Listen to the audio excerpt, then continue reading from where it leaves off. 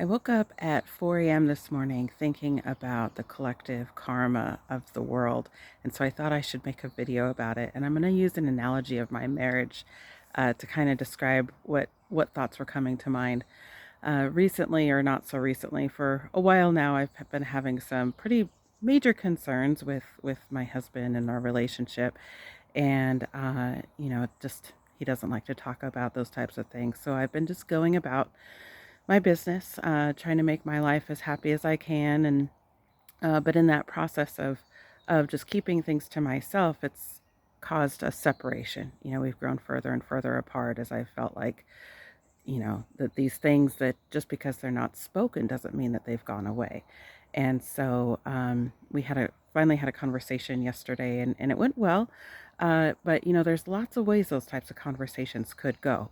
And in the best case scenario, what happens is the other person can listen and really be present for the feelings that come up, and avoid what I tend to do, unfortunately, which is jump to solutionizing, um, or jumping to, well, this is my perspective on things, and which is equally valid and equally justified and all of that. But when a concern is brought forward by one party, it's of course ideally the situation goes where the other party just listens and is present and bears witness to first acknowledging and receiving the kind of suffering and pain that the other person has been experiencing, and then when it's right, moving forward towards solution, and at another time maybe addressing their own concerns.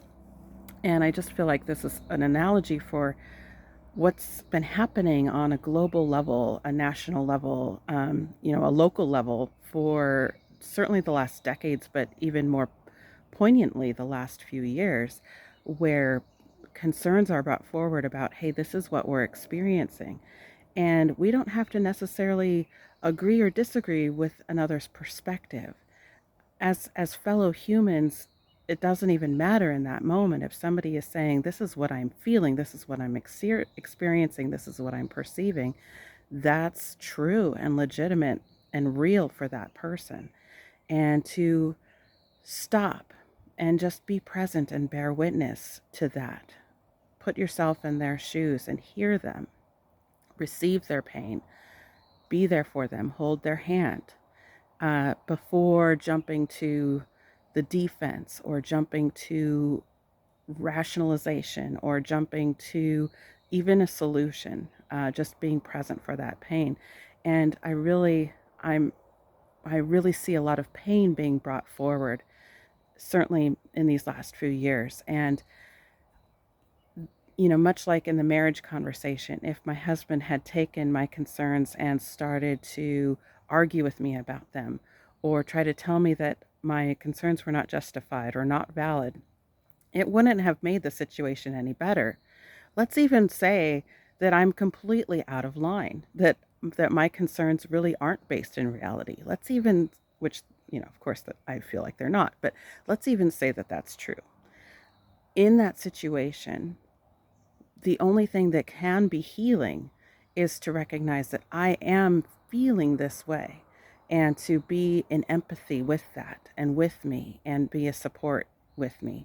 And I feel like as concerns are brought forward by different parties in different areas and different aspects, first of all, this can feel really chaotic. It can look really chaotic. People have been in pain and suffering for generations, sometimes for thousands of years. And so it can, when that comes forward, sometimes people don't do it in the best ways. Sometimes they are so used to not being heard that that comes out violently, not in a way that is ideal. But if we can be in the moment and feel the pain and suffering, bear witness to the pain and suffering that they're expressing, that's when the healing can happen.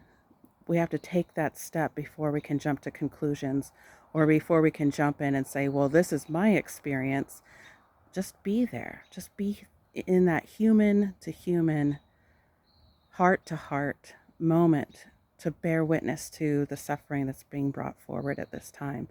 And, in another example, uh, just a little story that I think can also tie into this.